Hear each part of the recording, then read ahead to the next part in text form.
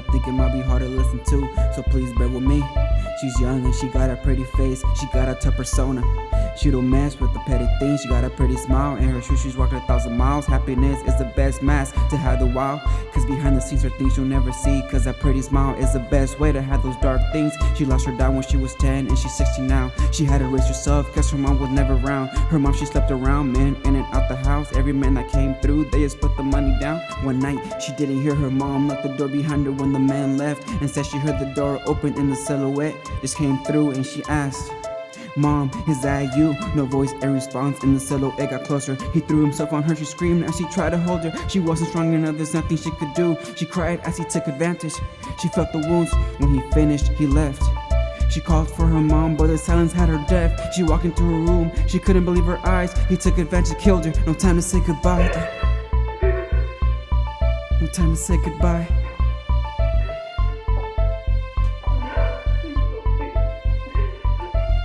Fast forward, she's in and out of foster homes. She's a damaged soul, a broken heart, she feels alone. And nobody wants her. They take home every kid, but not her.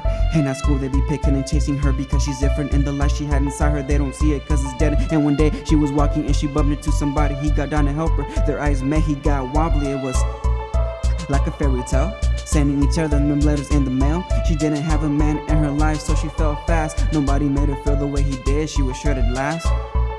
"I love you," she said, and she meant it. "I'll do whatever for you, you're my best friend." Then he kissed her the right way and said, "Baby, come over please." She hesitated, her first experience made her bleed. "But I love you," he insisted. She gave him memories from the past were very present. She cried because before he took advantage, she couldn't let it go. The pain she couldn't manage, she couldn't stop him then, she couldn't stop him now. The extra weight again, it weighed her down.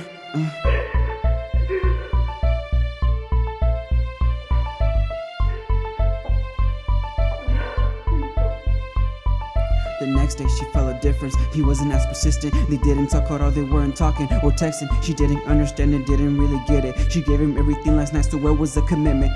Then she saw him with the pretty girl with the thin waist, kissing and touching, her heart sank. He didn't really love her, all he wanted was one thing. And when he left her, the cuts were very deep. She felt different, she wasn't alone.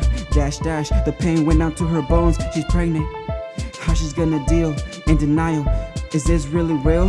Where to find the courage to go up and tell him? She took a deep breath, her heart is yelling, "Hey, I'm pregnant, and I thought that you should know. It's yours," she said, and his eyes got low.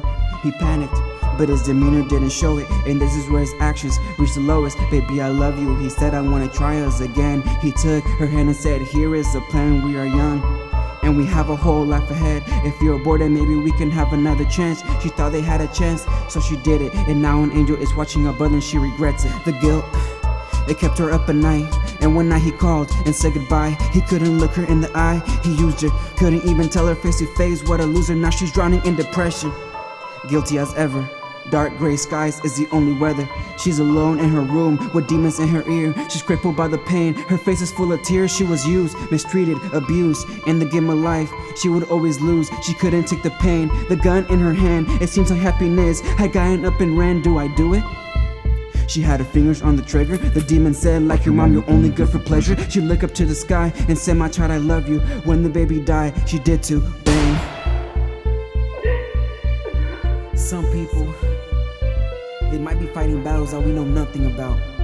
They might even be dying and we don't know about it. So it's our responsibility to love, because what we do can save their lives.